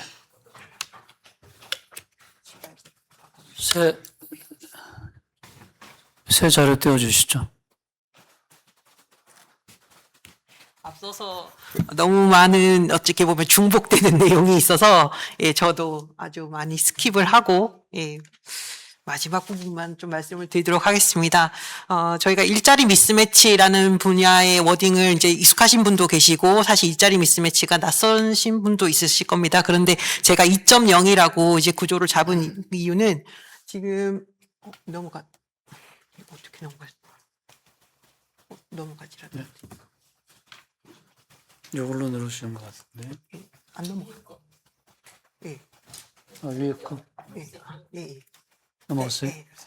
예, 그래서 일자리 미스매치 2.0이라고 하는 뉴노멀의 개념을 일단 여러분들께 소개를 해드리고 싶었습니다. 지금 이제 요거는 제 브로셔에 저희가 지금 책자에 나와 있어서 제가 좀 빠르게 이제 스킵을 하자면은 아무래도 지금 잡에서 지금 방금 말씀하신 김동률 위원님께서 이렇게 태스크 단위의 전환, 즉 유동적 과업 중심으로의 전환이 지금 아주 큰 이슈가 되고 있고 과거에서의 이런 직무구조 안정성에 있어서 잡을 찾던 그런 측면에서 지금 현재 일자리가 넘어간다는 점에서 아까 일자리 재구조화를 지금 말씀하신 것 같습니다. 저 역시도 동일한 의견을 가지고 있기 때문에 그 부분은 예, 스킵을 하겠습니다. 그래서 아까 이경정 교수님께서 실제로 그럼 실업자가 늘었냐라고 하셨는데 예, 엄청나게 늘고 있습니다. 사실 지금 구인 배수라고 불리는 지금 구인 인원에 대한 좀 수요에 있어서의 저희가 지금 경기도도 그렇고 지금 데이터는 전국 데이터인데요. 그 부분에 있어서의 지금 저희 구인 배수가 0.5 밑으로 떨어진다는 것은 사실 위기입니다. 그런 부분이 데이터로 증명이 되고 있어서 이거는 구조적 변화다라고 저희가 보통 얘기를 하고 있고 그런 미스매치 유형이 개인의 어떤 정보나 학력 미스매치나 전공 불일치에 있어서는 과거에와는 좀 달라지고 있다라고 지금 제가 말씀을 드립니다.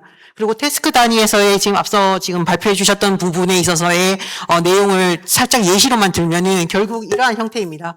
광고 카피에 있어서의 내가 마케팅 직무를 뽑느냐 아닙니다. 이제 광고 카피 능력을 지금 생성할 수 있는 사람 그리고 A, B, C, D, D 안을 본인이 다 만들고 과학적으로 검증도 하고 확률로서 이게 좋습니다라고 말할 수 있는 그런 능력이 검증된 사람을 뽑는다는 게 지금 현재 일자리 시장에서의 가장 큰 변동인 것 같습니다.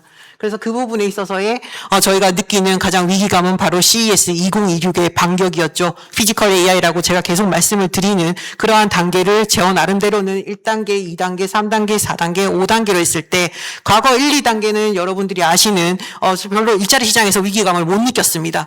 지금 보시면 고수년 일자리는 여전히 나는 안전하겠지라고 생각했던 게 2단계였는데 지금 3단계에 있어서의 올해 같은 경우가 바로 그러한 충격을 그대로 보여주고 지금 전문 직군에서 이 부분에 있어서의 일자리가 급격하게 감소하고 있다는 부분. 그러니까 개인이 그 자격증을 따더라도 이제는 안정된 일자리를 보장하지 못한다는 것. 그러한 위기감이 지금 나타나고 있고 그러한 대체가 지금 개인적으로는 이만큼 45에서 60%가 지금 연구 보고서에서 나타나고 있습니다.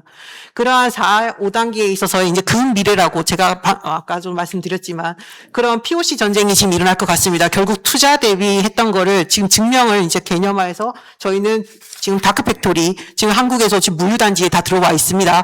여러분들이 잘 모르셔서 그렇지 CJ 같은 경우는 사람 한 명도 없는 물류단지 있습니다.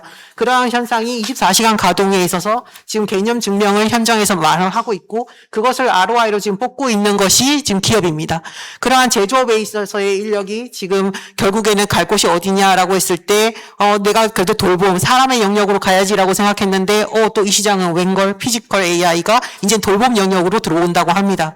그래서 일상 및 정서적 서비스에 지금 통합을 하고 있는 그런 융합적 기술로서 그러한 영역에도 지금 들어오게 되면은 결국 인간 고유의 영역이라고 하는 부분에 있어서의 공감, 정서적인 능력을 그 섹터를 저희가 직업군을 어떻게 가져가야 되느냐라는 게 있고 여러분들이 생각하시는 부분에서의 어떤 대체 위험이 높거나 낮은 이런 직업군들에 있어서 가장 일례로 사실 조리 저희가 급식 담당하시는 분들 조리사 뽑기 되게 어렵습니다. 단체 급식, 단체 어떤 식당에 있어서는 어렵지만 이제는 우리나라에 4가지 로봇이 들어와 있죠. 볶기, 굽기, 찌기, 탕을 만드는 그런 한국 한식에 맞는 로봇이 지금 도입됨으로 해서 보통 로봇 한 대가 20명 정도를 대체합니다. 그러니 이제 이런 섹터에 있어서의 그런 게 자율급식화되면서 사람들이 고령화돼서 나는 그래도 굴이라도 깎을 줄 알았는데 그래서 굴까기로 갔더니 굴까기 한 대 로봇이 인간을 30명을 대체하는 이러한 현상이 EBS 다큐멘터리를 보시면 아주 자세하게 나와 있습니다. 그래서 여러분들이 생각하시는 부분 이상으로 사람이 노동이 많이 집약된 부분에 있어서의 서비스가 이제는 로봇으로 대체되고 있구나. 그런 문명에서 이제 린 AI 리더스닷컴이라고 하는 그런 섹터를 보시면은 이제 인간 개인 한 명이 그 순위를 보여주는 홈페이지에 1위부터 45위까지 끊었을 때 200명을 넘는 기업이 딱 한 군데 있습니다. 통합 플랫폼을 제공해주는 서비스업 슈퍼닷컴이라고 하는 기업인데 그 기업을 제외한 모든 기업의 평균 이제 인플로이 숫자는 약 28명으로 조사되고 있습니다. 즉 1인당 생산성 단가가 너무 높은 이런 경량 문명으로 지금 가고 있다는 것이 일자리 시장의 섹터고 그러면은 지금 AI를 레버리지로 활용하는 그러한 능력을 갖춘 사람이 지금 되게 요구되고 있다는 것이고 이런 고용 사다리의 붕괴가 아까 초반에 다 여러분들이 말씀하셨던 초기에 진입할 수 있는 청년의 지금 진입을 막고 있는 게 아닌가라고 하는 섹터로 넘어가게 됩니다. 그래서 제가 처음에는 증강된 일자리 여기에 청년분들이 많이 계시면은 당장에 나 지금 먹고 살아야 되는데 지금 구조적 처방에 대해서 개인의 역량을 강화하려면은 뭐가 필요합니까? 라는 질문에는 이러한 답변을 말씀드릴 수 있었을 겁니다. Chief Questioning Officer, 즉 우리가 최고 질문자가 되세요. 그런 부분은 당연히 갖춰야 능력으로 저희가 판단하고 있죠. 그리고 커뮤니케이션 코스트 관리라고 해서 결국 사람 간의 일을 하려면 협업이라는 스킬을 계속 길러야 되고 그 코스트를 적절하게 아주 줄여나가는 그 경량의 조직으로 가기 위한 그 능력을 키우세요. 라고 말씀드릴 수 있고 그 다음에 기존에 학습된 그 고정관념을 버리세요. 라고 하는 학습 해제라는 능력 그리고 언러닝이라고 우리는 학습 해제와 그리고 최종적으로 내가 어떤 데이터를 다 검수를 마친 다음에 컨펌할 수 있는 능력 즉 AI가 결정권을 갖지 않도록 내가 다 검증하고 판단하고 할 수 있는 그런 최종 판단의 능력을 갖추십시오. 라고 하는 것이 당장에 지금 생존을 위한 전략으로 말씀드릴 수는 있겠습니다. 하지만 앞서서 지금 위원님들께서 다 말씀해 주셨듯이 이것이 지금 우리가 할 수 있는 가장 가야 할 길인가라고 하는 것은 아닌 것 같습니다.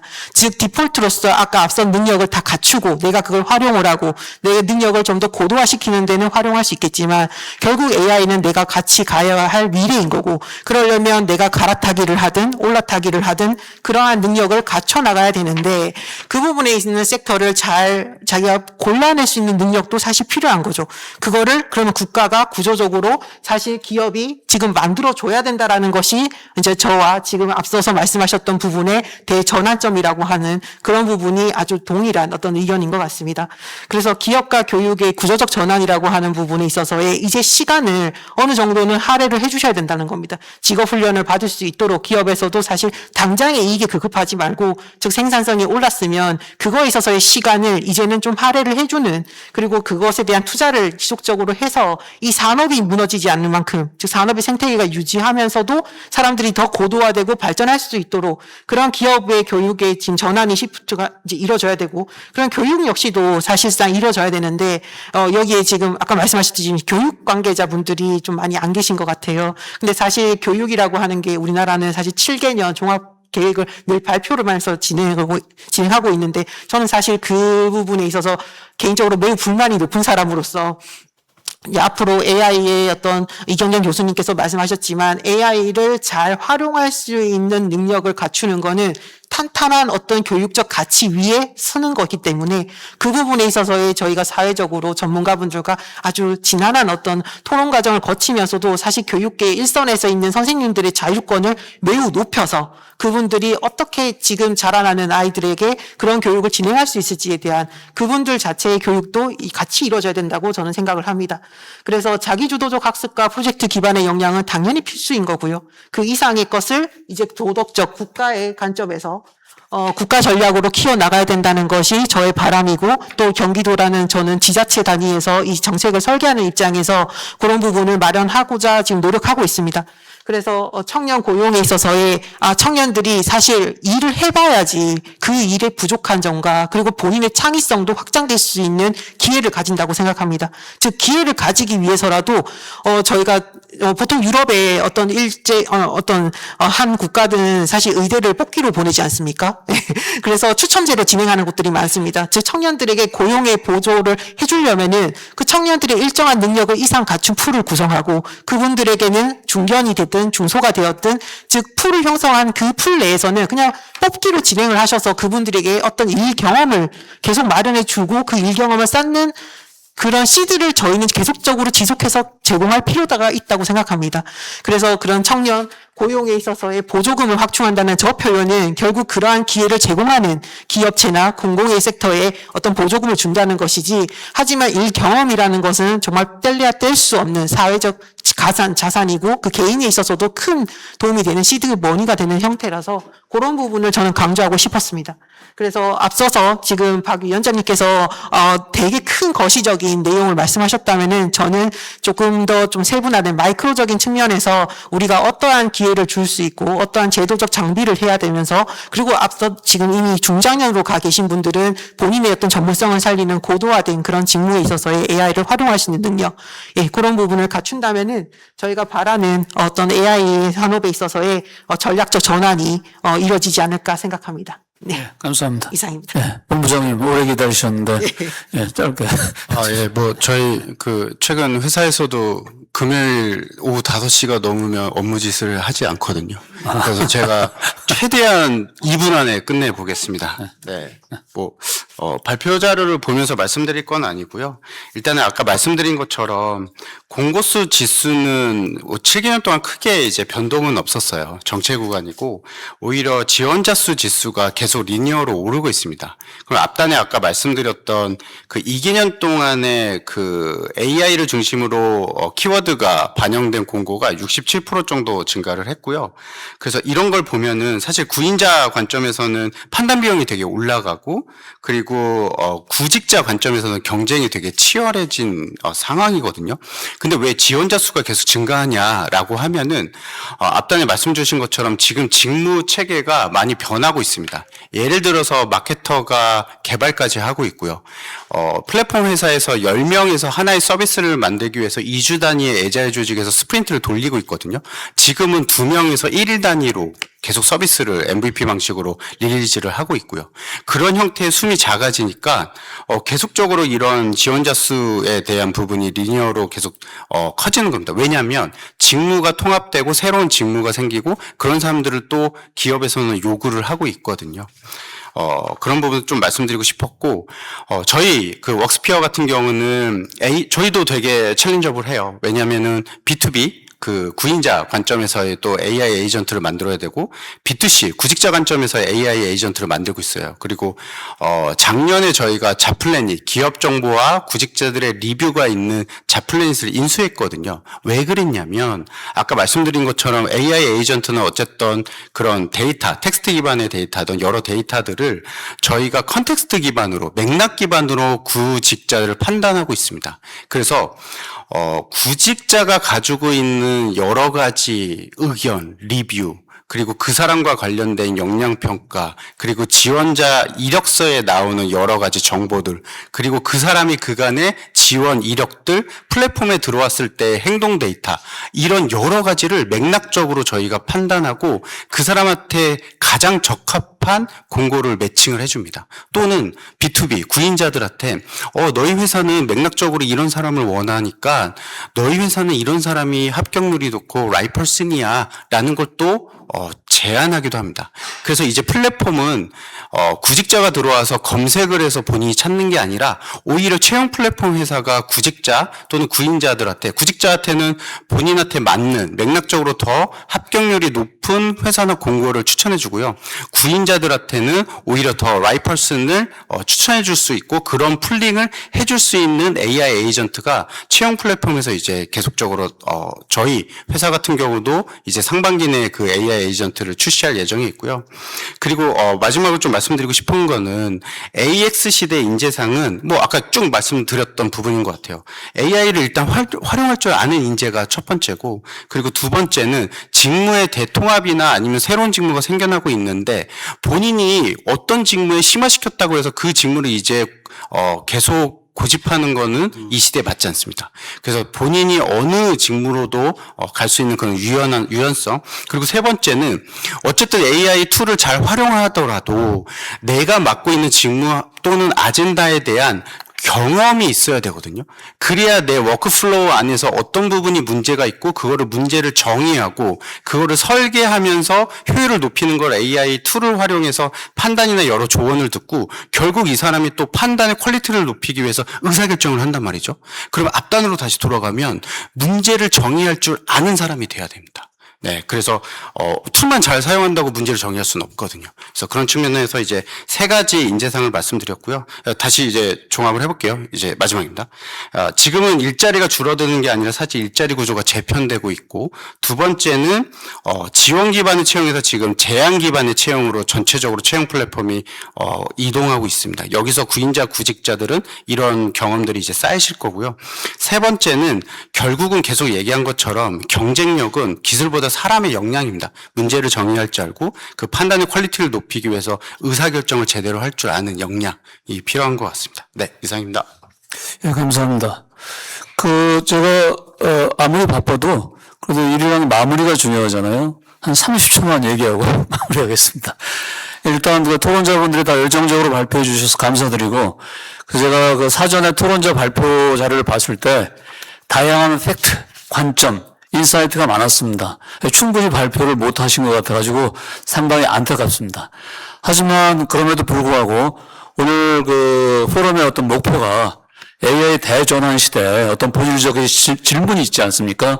과연 노동의 종말이냐 아니면 욕망의 확장이냐, 인간은 어떤 국면에 직면해 있는가에 대해서 상당히 심도 있는 논의를 했습니다. 그리고 또 개인, 그리고 기업, 그리고 정부가 어떤 전략으로 대응해야 가장 행복한 인간 사회를 만들어갈 수 있을지에 대한 아주 다양한 관점의 얘기를 저도 들었다고 생각합니다. 감사합니다. 예.